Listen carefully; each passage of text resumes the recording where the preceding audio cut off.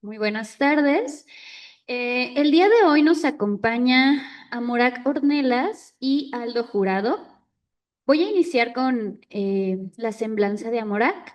Él es licenciado en psicología por la Universidad del Claustro de Sor Juana. Tiene una maestría en defensa y promoción de los derechos humanos por la Universidad Autónoma de la Ciudad de México. Hizo una formación teórica en psicoanálisis en el Centro de Estudios Psicoanalítico Mexicano. Practica el psicoanálisis en la Ciudad de México. Es uno de los coordinadores del Seminario de Interlocutores Contemporáneos del Psicoanálisis en la Facultad de Psicología de la UNAM. Ha sido docente de posgrado en estudios de psicoanálisis y licenciatura en psicología, filosofía, derechos humanos y promoción de la salud en la Universidad del Claustro de Sor Juana y en la Universidad Autónoma de la Ciudad de México. Es colaborador en el programa de radio El Celuloide de la Universidad Autónoma de San Luis Potosí. Ha publicado escritos sobre cine, la violencia y sus imágenes en Editorial REM 2023 y en libros colectivos como Letras en Psicoanálisis y el Arte, La función del pago en la práctica psicoanalítica, La psicología contra sí misma y disertaciones psicoanalíticas sobre cine y violencia, además de múltiples artículos publicados en la revista Forta de Argentina. Bienvenida, Morak. Por otro lado, Aldo es profesor e investigador de la Academia de Filosofía e Historia de las Ideas de la UACM. Realizó estudios de licenciatura, maestría y doctorado en filosofía en la UNAM, estudios de maestría en teoría psicoanalítica en el Centro de Investigaciones y Estudios Psicoanalíticos, 20ª generación.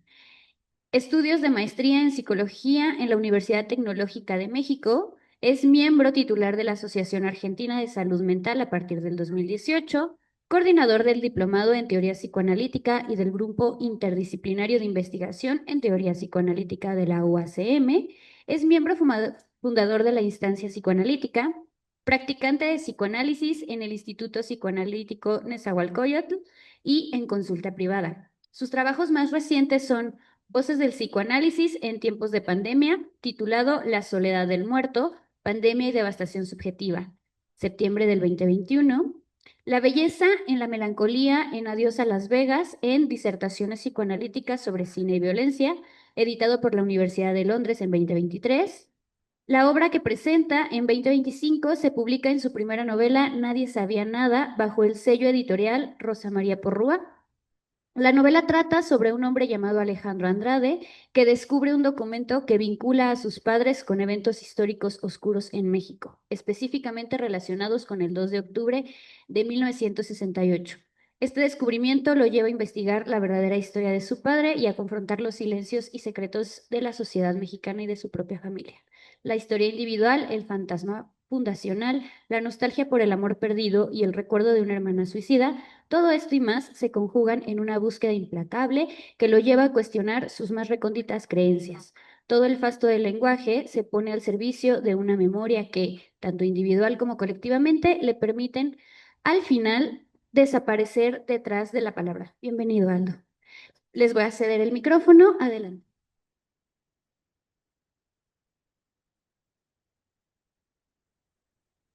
Hola, muy buenos días. Antes que nada, agradezco la invitación del CIES, sobre todo de José Luis Mendoza, para estar participando en este evento que estaba platicando ahorita con Aldo. Creo que desde que inició estos encuentros internacionales de la publicación psicoanalítica, pues hemos estado asistiendo, tanto presentando artículos como libros, y exactamente hace un año yo presenté este libro que está aquí enfrente mío, que es el descrito sobre cine, la violencia y sus imágenes. Y pues la recepción de este libro ha sido muy buena, que me llevó a publicar una segunda edición corregida y aumentada, que incluye dos cosas nuevas, esta nueva edición. Una es el prólogo, que le agradezco mucho a una colega brasileña mexicana, Yusara Teixeira, digamos, es una psicoanalista lacaniana de la vieja guardia. Y en esta nueva edición incluyo un nuevo artículo que titulé ¿Por qué el cine de horror tuvo que encontrar a Freud sin conocerlo?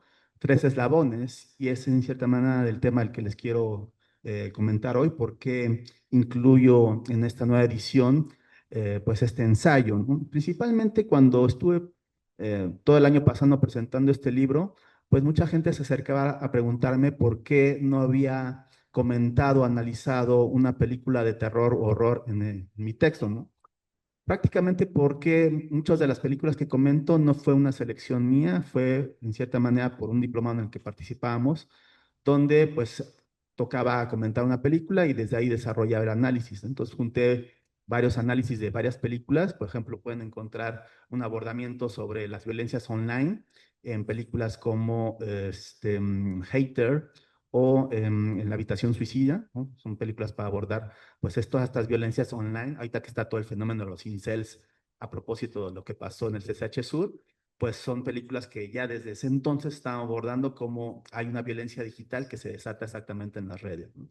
También la violencia que se da en lo que es la relación de pareja, ¿no? En el encuentro amoroso. Comento películas como El último tango en París o Luna Amarga, ¿no? O también, pues, un síntoma muy contemporáneo que es la soledad en la era digital, a propósito de la película de Her, ¿no? Pero bueno, vi que efectivamente el cine de horror, pues, aborda el tema de la violencia y pues era cuestión nada más de tiempo de reunir algunos análisis y bueno, la consecuencia de estar comentando también durante un año películas de horror, pues fue el resultado exactamente de este artículo.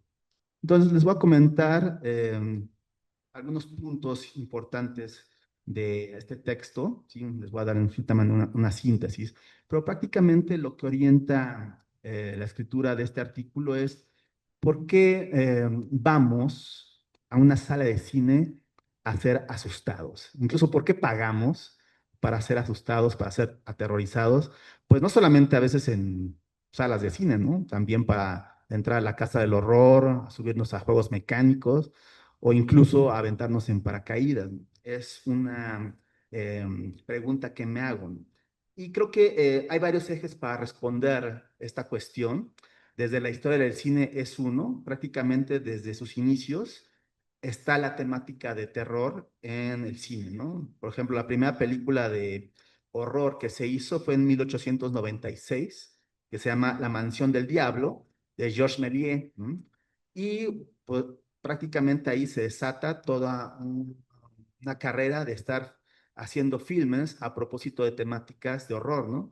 Por ejemplo, la primera adaptación de Frankenstein fue en 1910, El Golem en 1920, El gabinete del doctor Galigari en 1920 también, Nosferatu, que a propósito se estrenó pues, una nueva versión a principios de año, de 1922, y Fausto, también 1926, de Murnau, ¿no? Entonces, hay una lista muy grande de las películas de horror que se han hecho, pero prácticamente el quiebre que encontramos en lo que es, pues, esta forma de presentar la temática del horror es en 1973, que es cuando se estrena la película del Exorcista. Seguramente la han visto en todos sus formatos que han existido.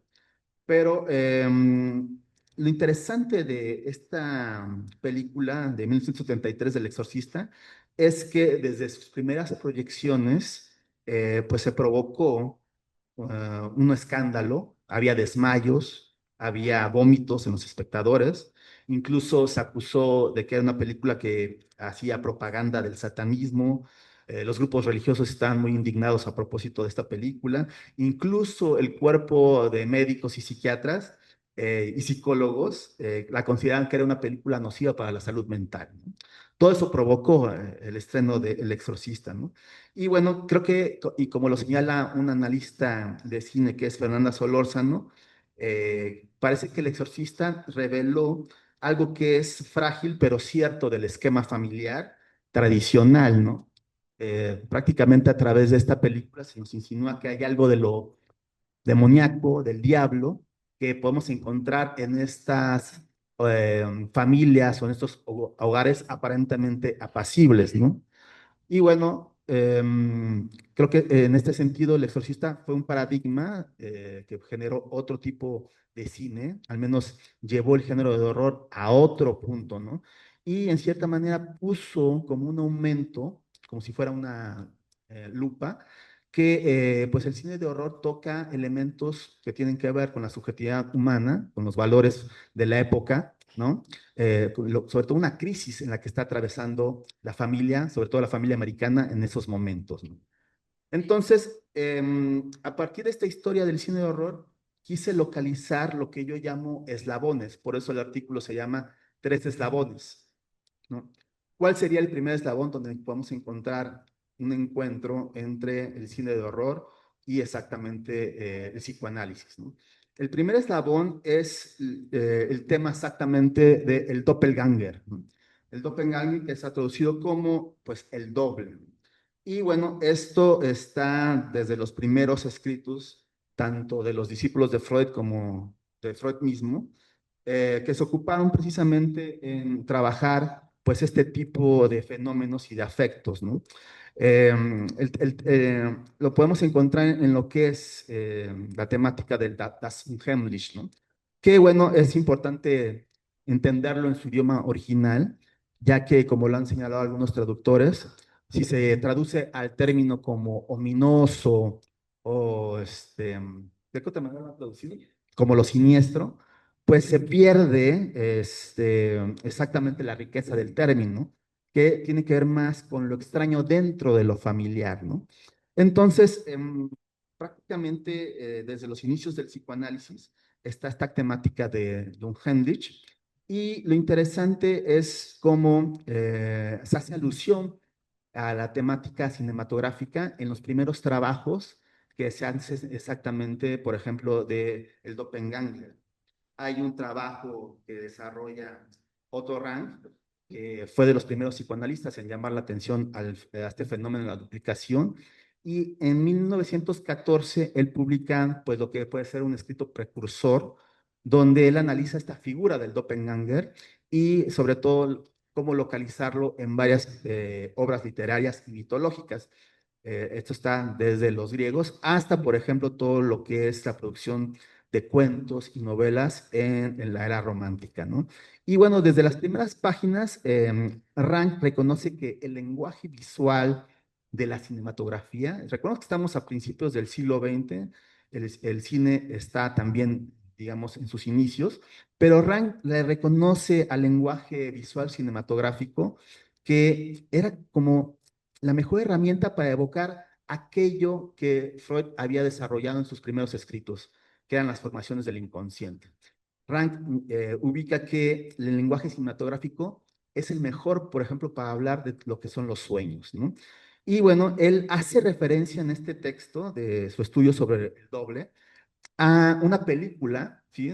También que es una película que pertenece al género, digamos, de lo siniestro y del horror, que es El estudiante de Praga, de Hans Heinz Ewers, que pues cuenta la historia de Baldwin, un estudiante y espadachín que para salir de la pobreza le vende su reflejo a un misterioso llamado Scapinelli, y Baldwin ve estupefacto cómo su propio reflejo sale de un espejo y acompaña al viejo hasta la calle, para posteriormente tener apariciones de su doble que perturban su existencia en los momentos más dulces de la reunión. Entonces hay algo interesante en cuanto al fenómeno del doble, ¿no? Como lo ha señalado un filósofo contemporáneo que es Baden Dollar, él señala que el doble o el fenómeno del doble produce al menos dos efectos contradictorios. Arregla las cosas para que se pongan mal para el sujeto, aparece en el momento más inapropiado, condena al fracaso y se da cuenta de los deseos ocultos o reprimidos del sujeto, de modo que hace cosas que nunca se atrevería a hacer o que su conciencia no haría. Entonces vemos que aquí que tanto el psicoanálisis como el cine pues tocan exactamente la temática de Tassun Hemlich, lo que después en el cine vamos a ver como la temática exactamente del horror, de lo siniestro, de lo ominoso. Y bueno, ese sería el primer eslabón. Muy importante que el tema del doble, de Unheimlich, lo desarrolla después Freud en uno de sus textos que lleva como título Das Unheimlich.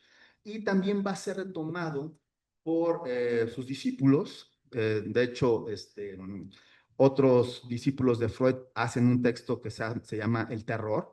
Lacan retoma, por ejemplo, el concepto, la noción de Das Unheimlich, para hablar de esta noción de extimidad, ¿no? Para hablar de lo que es íntimamente ajeno.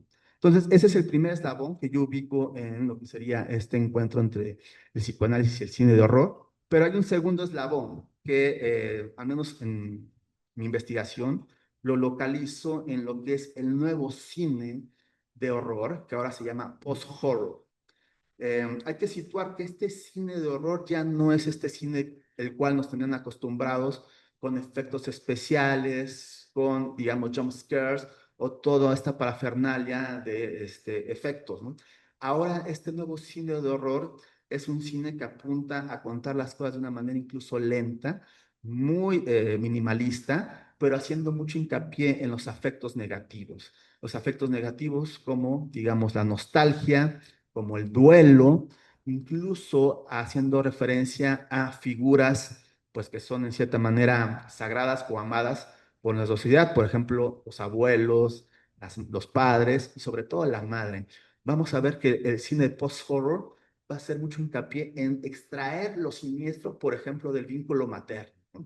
Hay varias películas que tocan esta cuestión de el post-horror, sobre todo los efectos negativos, como mencionaba el duelo, la tristeza, la vergüenza, la ira, ¿no? Nada más para mencionar algunas películas que podemos identificar como el post-horror, está It Follows, The Witch, The Lighthouse, Hereditary, Midsommar y The New Nemo, ¿no? Todos estos filmes nos enseñan cómo Lon Hemlich puede aparecer en las cosas más cotidianas, más familiares, por ejemplo, exactamente en la familia, en la maternidad, en la sexualidad, en la pérdida y también, por ejemplo, en la belleza, ¿no? En la película de Neon Demon, que la comento exactamente en este libro, nos enseña esta parte siniestra, incluso caníbal, que tiene exactamente el mundo de la moda, ¿no? Pero a propósito de esta cuestión de lo que nos aproxima el post-horror, va a ser mucho hincapié, por ejemplo, en estos conflictos o traumas familiares, el estrago materno, ¿no? Digamos, en los vínculos que se da entre una madre y un hijo, va a contarnos historias en al menos varias películas que tiene este post-horror, pues el estrago que se da a partir de este vínculo que puede ser persecutorio, posesivo, omnipotente, ¿no? Y, por ejemplo, en la película de The Witch vemos una naturaleza que se nos presenta siniestra, inhóspita, los cultos paganos, por ejemplo, en la película de New Moon, todo lo que es este régimen de dictadura de la belleza en lo que es esta escena de la moda, ¿no? Entonces, ese es el segundo eslabón que ubico, porque en cierta manera el post-horror va a ser o va a explotar esto que ya había advertido el psicoanálisis de esta parte, digamos, extraña, esta parte, digamos, siniestra que hay en lo familiar. Y en lo que sería un tercer eslabón es lo que ya encontramos como todo un desarrollo de lo que es el trauma familiar, la herencia y sobre todo el estrago materno. Y en esta última parte de mi artículo comento tres películas. Una es The Babadook, ¿sí? Otra es Hereditary, que es de Ari Aster, y otra que también es del mismo director de Ari Aster, es Beau is Afraid. Creo que en estas películas nos aproximamos a este misterio de la maternidad, que precisamente es uno de los temas, de los tantos que explora este post-horror. Y bueno, a partir precisamente de historias que tocan el tema del trauma, el duelo, el luto, la herencia familiar, vamos a encontrar que exactamente Lon Hemlich se relaciona con cierto discurso, con cierto enunciado pronunciado por la madre sobre sus hijos, ¿no? Jacques Lacan señala que lo que provoca la angustia es aquello que nos anuncia que volvemos exactamente al regazo de la madre, ¿no? Y cito exactamente lo que dice Lacan, porque es interesante cómo los desarrollos que hace Lacan en torno a este vínculo, esta figura de la madre sobre el hijo, nos llevan a unos, digamos, escenarios o algunas unas representaciones bastante siniestras y horrorosas precisamente del vínculo materno. Dice Lacan, lo más angustiante que hay para el niño se produce precisamente cuando la relación sobre la cual él se instituye, la de la falta que produce deseo, es perturbada. Y esta es perturbada al máximo cuando no hay posibilidad de falta, cuando tiene a la madre siempre encima, en especial limpiándole el culo. Modelo de la demanda que no puede desfallecer, ¿no? Entonces, precisamente Lacan ubica que la angustia, lo horroroso, es cuando falta la falta, ¿no? Y vamos a ver que eso es lo que desarrolla el post-horror, o al menos las primeras películas de horror que empiezan a ser mucho énfasis en exactamente la figura materna. Por ejemplo, Psycho de Alfred Hitchcock o Rosebud and Maybe, ¿no? Ahorita que está de moda esta serie de de este asesino serial que es Ed Gein, que es el caso real del cual se toman, digamos, inspiración Alfred Hitchcock para Psicosis, la otra película de La Masacre en Texas o El Silencio de los Inocentes, pues exactamente en la serie vemos cómo explotan esta parte, digamos, siniestra de la maternidad. Pero lo que hace este post-horror es explorar exactamente estos elementos de, digamos, esta espiral violenta, esta espiral siniestra de lo materno, de una manera muy interesante, ¿no? Por ejemplo, en The Babadook vemos desde el comienzo, eh, hace hincapié exactamente en esto que puede tener de, digamos, ominoso una pesadilla.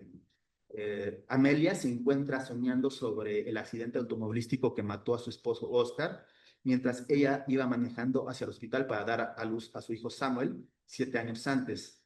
Esta secuencia como pesadilla se revela cuando vemos a Amelia flotando de regreso hacia su cama al momento en que su hijo la llama para despertarse, el cual también sufre de pesadillas recurrentes, ¿no? Después de revisar cada rincón de la casa para que Samuel deje de tener miedo, este se sube a la cama junto a ella y Amelia se desliza hasta el extremo de la cama para distanciarse de su hijo, ¿no?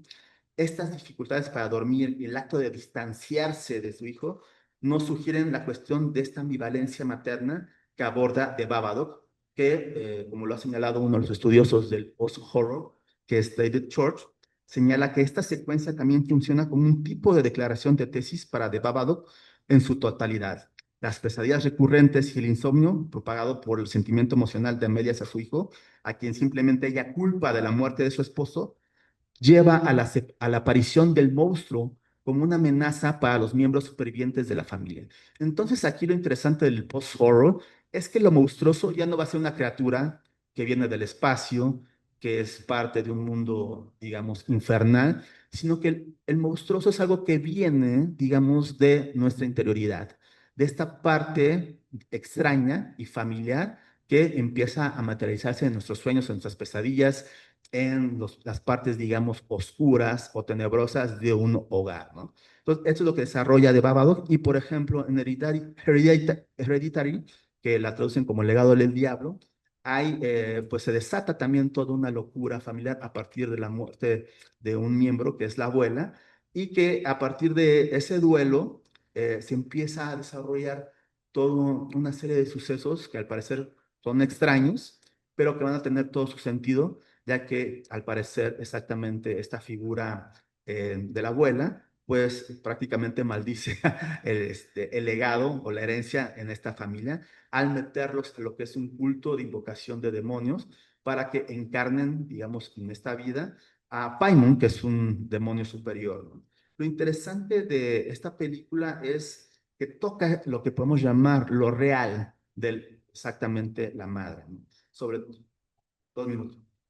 Sobre todo a propósito de una escena donde estalla exactamente el personaje materno en esta película y solamente les leo esta parte. Dice, no te atrevas tú, pequeña mierda, no te atrevas a levantarme la voz. Soy tu madre, ¿lo entiendes? Todo lo que hago es preocuparme, servirte y defenderte. Y todo lo que recibo es esa maldita cara en tu rostro tan llena de desdén y resentimiento y siempre muy molesta. Entonces, creo que estas líneas nos enseñan la manera en que un hijo puede ser precisamente reducido a un desecho, a un pequeño residuo, desde esta potencia o omnipotencia materna enloquecedora, donde el hijo puede ser representado como una extensión residual de la madre y una excrescencia, ¿no? Lo mismo lo vamos a ver en otra película donde ya Ari Aster se va a fondo a propósito de este estrago y espiral de la violencia materna, que es Veo tener miedo, donde pues todo exactamente apunta a pues esta supervigilancia, omnipotencia, prácticamente la madre de Veo tiene todo controlado, incluso su vida sexual.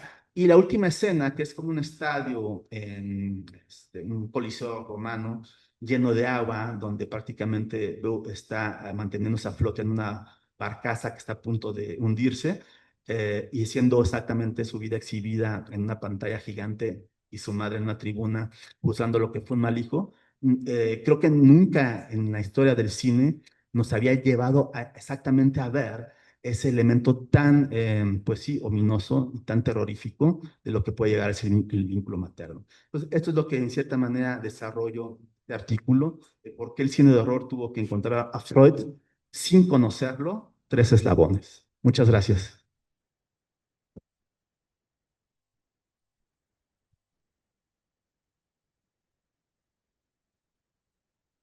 Bueno, vamos a escuchar ahora a Aldo con el libro Nadie sabía nada.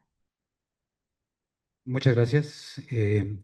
Mm, Agradezco infinitamente la oportunidad de presentar mi novela en este espacio, eh, que bueno, es de la publicación psicoanalítica y bueno, no se trata propiamente de un libro de psicoanálisis.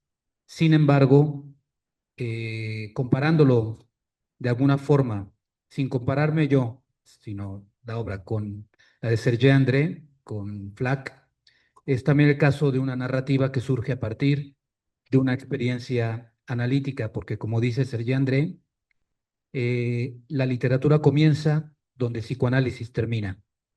Entonces yo voy a leerles algo que pertenecía en realidad al epílogo de esta obra y que al final de cuentas, en la edición final, fue descartado por los editores. Sin embargo, yo recupero porque habla del proceso, de cómo surgió, y se llama Aquella mujer solo existió en mi deseo. Un libro no tiene un solo autor, sino múltiples autores, pues a quien lo escribió se suman con pleno derecho, en el acto creador, todos los que lo han leído, lo están leyendo o habrán de leerlo. Un libro ya escrito, pero no leído aún, carece de existencia plena. Apenas vive, es un ente virtual, ser exangüe, vacío, desgraciado, que casi se extingue pidiendo auxilio para existir. El autor lo sabe y, cuando publica un libro, no ignora que suelta entre la anónima multitud una bandada de alados seres de papel, vampiros secos, ávidos, que se desperdigan al azar en busca de lectores. Michel Tournier, El vuelo de un vampiro. Nadie sabía nada surgió hace 3 décadas, cuando me encontraba a punto de cumplir la edad de 23 años. El relato original era muy corto y lo perdí para siempre cuando mi primer psicoanalista me pidió que se lo llevara. Supongo que para que pudiera por fin tramitar el duelo que me carcomía desde hacía muchos años. La lógica de este acto clínico es la siguiente. El relato que narra el dolor que me hacía actuar mi fantasma tenía que materializarse en palabras que, además de la que llevaba a cada sesión, a razón de 4 veces por semana, a 400 pesos la sesión, imagínense, tenía impresas en un escrito que, a modo de regalo, le entregué a él, como el niño entrega sus heces a la madre. El desecho que yo entregaba al psicoanalista me haría por fin posible deshacerme de él, tanto de mi escrito como de mi psicoanalista. Ya no conservar el relato como un fetiche, sino dejarlo ir como las heces en el retrete cuando se acciona la palanca. Nunca volví a ver ese relato, tampoco mi psicoanalista. Este escrito se basa en el recuerdo de aquel que entregué, siendo así que esta obra, este libro, se torna un metarrelato, el cual es, parafraseando a Serge André, 90% ficción y 1000% autobiográfico. Si somos congruentes con la premisa lacaniana de que la verdad tiene estructura de ficción, todo personaje, aunque sea real, es ficticio. Y todo personaje ficticio es, en alguna medida, real. Tan real como la fuerza de mi deseo, como mi necesidad de contarlo, pesarse a cada momento con la imposibilidad de decirlo, pues como dice el poeta Antonio Machado, se miente más de la cuenta por falta de fantasía. También la verdad se inventa. Para que eso no tome la palabra por mí, cuento esta historia. Para resolver el enigma fundacional de mi vida, he escrito una historia que entrego al lector, ya no al psicoanalista, El lector que, como dice Charles Baudelaire, es hipócrita lector, mi cómplice, mi hermano. Definitivamente, sin la experiencia de mi propio análisis personal, la escritura hubiera sido imposible, pues como ya dije, la literatura comienza donde el psicoanálisis termina. Y yo soy solo eso, un practicante del psicoanálisis que ha devenido en un contador de historias mal pergeñadas, que son autobiográficas al 1000%, por no decir que son 10% ficción, 1000% verdaderas, pero con esa verdad que tiene, como dije, estructura de ficción. Por eso creo, para citar al otro poeta, David Huerta, que por eso precisamente escribimos un libro, Testimonio de lo que no decimos. Y ahora que lo pienso, también un análisis es así. Un análisis es un testimonio de lo que no decimos.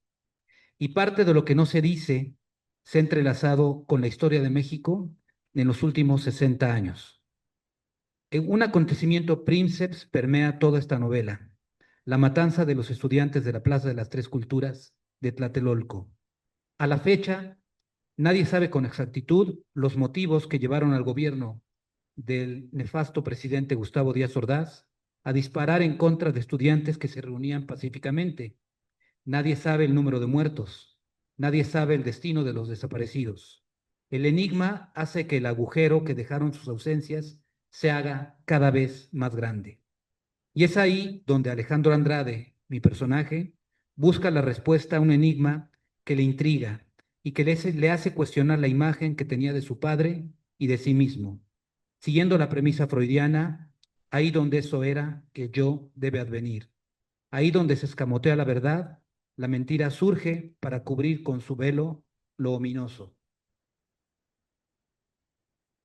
Detrás de una mentira comprensible se esconde una verdad incomprensible. Milan Kundera, en la insoportable levedad de ser. Esta parece ser la premisa del imaginario que sostiene el semblante de todos los que hemos vivido la transformación de México en las últimas décadas, porque nadie sabe nada sobre dos momentos que terminan siendo un enigma alrededor de la historia reciente de México. Me refiero a la Noche de Iguala, en Ayotzinapa, y el 2 de octubre de 68. A partir de este libro, lleno de contradicciones subjetivas, estoy convencido, para no llevarnos a casa un pesimismo irreductible, que el amor, esa tristeza que cambia de rostro, es la respuesta al enigma que no me dejaba existir. Así como creo que no se puede amar más allá del fantasma, y para que el héroe de mi historia pueda finalmente desaparecer detrás de las palabras, no puedo más que repetir una cita de José Emilio Pacheco que dice, que queda como anillo al dedo para terminar de contarla: no confíes tanto en tu memoria, tal vez aquella tarde nunca ocurrió. La gran pasión solo existió en tu deseo. Y es así como termina en mi novela, que aquí les presento, por si les place leerla. Y pues por mi parte es todo. Muchas gracias.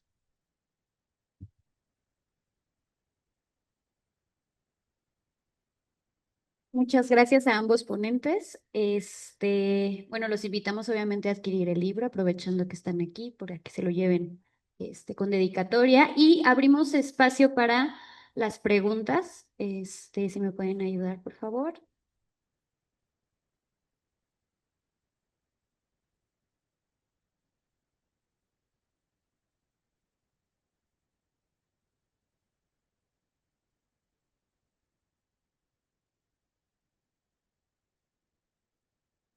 Ok, yo sí tengo una. Actualmente tengo la fortuna de trabajar con muchos adolescentes y no sé si es una cuestión de las nuevas generaciones, pero por lo menos 2 de 4 pacientes adolescentes que tengo se dedican a escribir y a hacer cortometrajes, ¿no? Esta parte sublimatoria me imagino es muy importante, pero por ejemplo, ustedes, esto que hacen también a la hora de escribir y demás, ¿lo utilizan como un medio para canalizar, para sublimar, o qué es lo que los está motivando a escribir? ¿Y por qué creen que estas nuevas generaciones se están yendo más hacia la parte de los cortometrajes, el cine, como llevar más esto a lo actuado y no tanto a lo mejor a palabrar.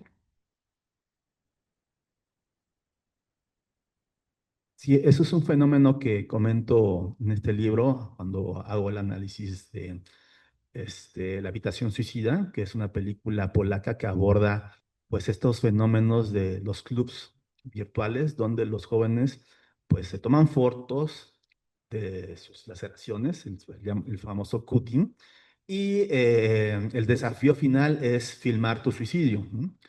Y eso lo hemos visto que se ha replicado de muchas formas en varias partes del mundo y que ha llegado a México, ¿no? El más famoso fue el desafío de la ballena azul, creo, ¿no?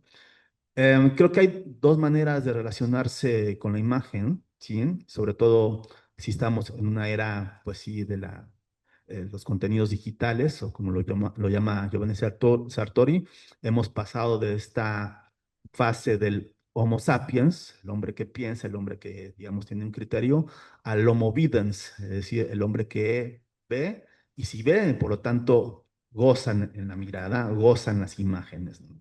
Entonces, creo que en el fenómeno de los jóvenes, adolescentes, pero también en cualquier edad, podemos encontrar que puede haber un uso simbólico exactamente con la imagen, puede haber incluso juegos simbólicos con la muerte, ¿sí? Pero estamos viendo que ahora esos juegos simbólicos ya no son tan simbólicos, ya son precisamente, ya son juegos reales con acciones de riesgo, ¿no? Porque están dentro de lo que sería un relato, ¿no?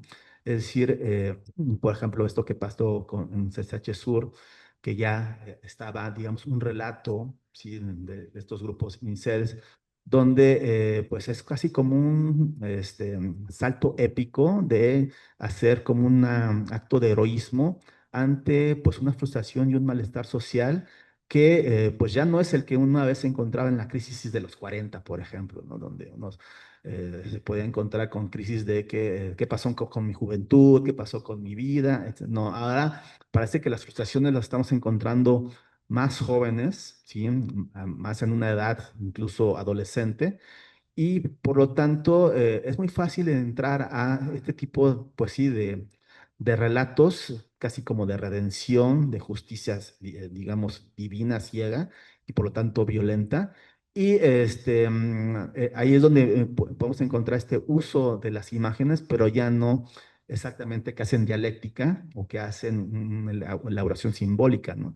Sino ya es más la imagen del acto y de un goce que no nos dice nada.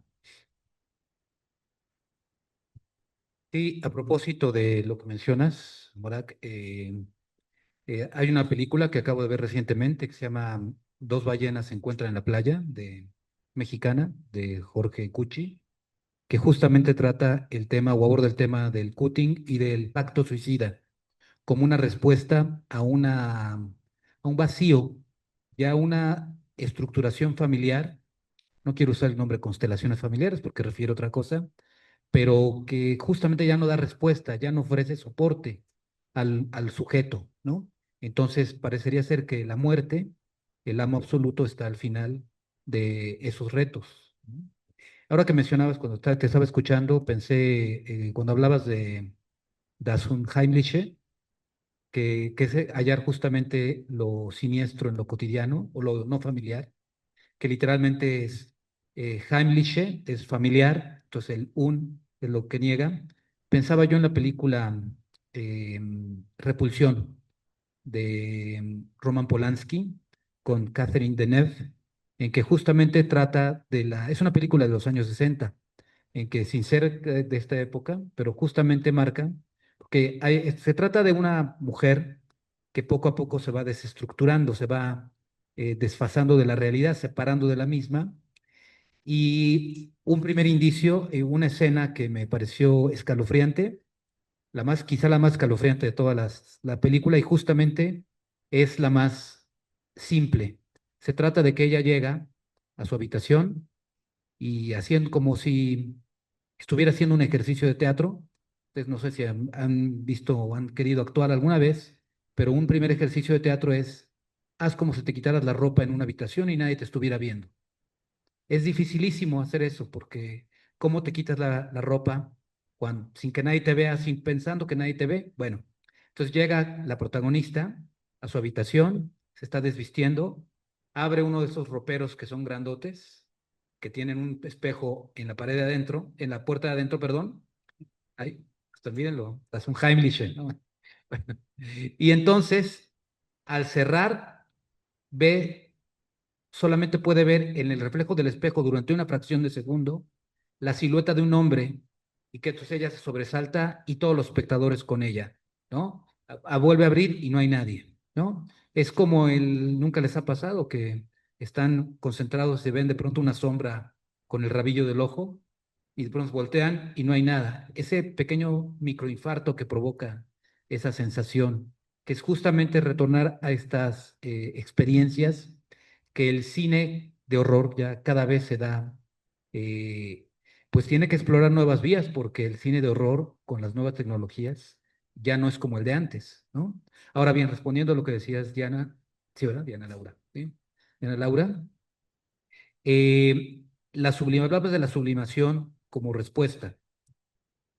Pienso que por algo Freud no llegó a publicar ese texto de metapsicología que iba a nombrar la sublimación, justamente porque la premisa era que si el arte servía como sublimación, entonces las pulsiones tendrían un fin que no fuera ni la vuelta contra uno mismo, ni el trastorno hacia lo contrario, ni el síntoma, ¿no? Sin embargo, creo que eso es muy difícil de sostener, sobre todo cuando vemos cómo viven ciertos artistas que dicen, no, ese de sublimado no tiene nada, ¿no? Entonces, creo, en mi caso en particular, esta obra surgió en la pandemia, es una obra de pandemia, en donde me encontré recién divorciado, eh, con una madre muy enferma, con pérdidas en mi cuestión personal y aparte en el encierro. Entonces, ¿qué hice? Pues no me iba a poner a cortar, ya no soy adolescente, ¿verdad? No, ya no me corté, sino me puse a escribir. Quizá el cutting sea la forma de escribir en el cuerpo lo que no pudo escribirse en lo simbólico.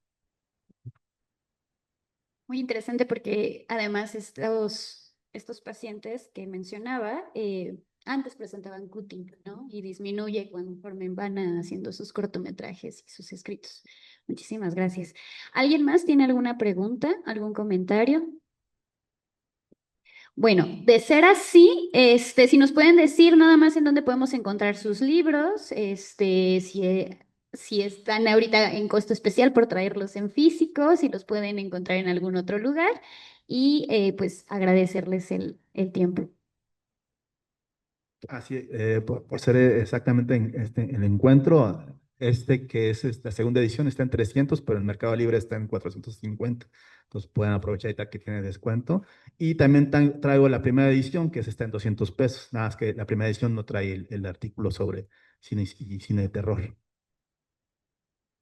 Sí, está en un fabuloso precio de 199 pesos. Y bueno, no solamente traigo ejemplares de esta novela, sino ejemplares de el libro que presentamos el año pasado, justamente Guerra, Muerte y Goce, que contiene mi artículo que ya presenté el año pasado aquí, que se llama Freud y el cáncer, pulsión de muerte y respuesta psicosomática, que es, bueno, es una exploración sobre el cáncer de Freud, el cáncer de muchos psicoanalistas y las relaciones que existen. No quiero decir una relación causal, ¿no? Que así de que pueda, como fumar causa cáncer, no, no, no. El psicoanálisis no causa cáncer, ¿no? No, creo, ¿no? Pero por si las dudas, yo también soy filósofo, entonces los filósofos suelen ser longevos, entonces ahí compenso un poco. Entonces, ese también está, por si a alguien se interesa, en 200 pesos y se lo pueden encontrar también en librerías como Gandhi, está también en la página de la editorial Rosa María Porrúa y también en Mercado Libre y en un lugar de La Mancha para responder puntualmente la pregunta. Bueno, pues muchísimas gracias. Les estaremos haciendo llegar su constancia vía digital y pues agradecemos mucho la participación de todos ustedes.